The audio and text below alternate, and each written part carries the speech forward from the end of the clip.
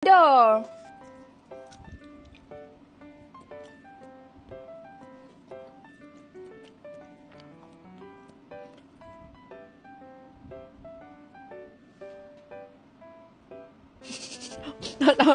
Ni yang kecil-kecil.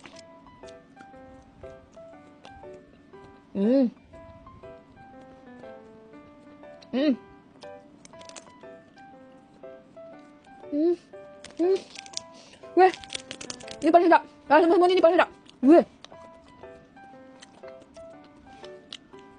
Masuk bilang.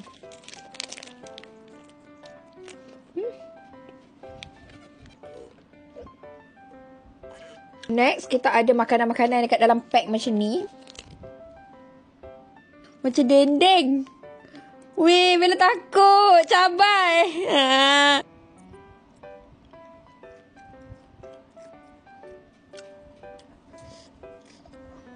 Rasa dia macam dendeng weh.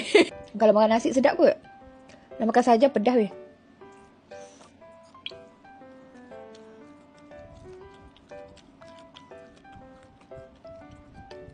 Wah. Wah.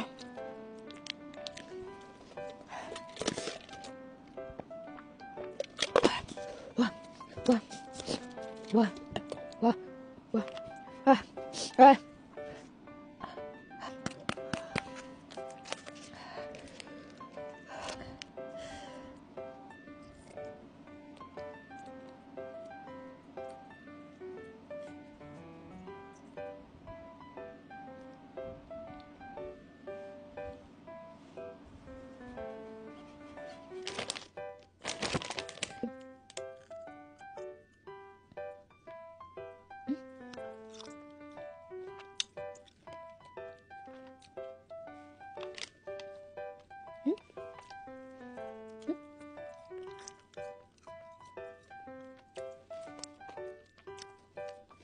Sedap ya?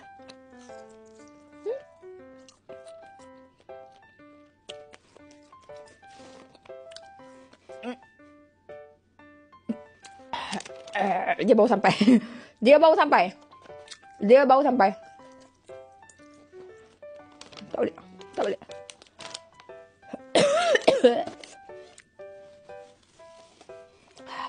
Oh, pedas sampai lambat. Oh, pedas ya? Ni. Dah. Tapi kan perasan tak lipstick Bella tak keluar langsung kan? Makan dua dah tadi kan? Ni. Lipstick Bella. Pergi beli lipstick Bella. Pedas apa pedas. Tapi lipstick tetap cantik. Okay? Dapatkan lipstick saya. Okay?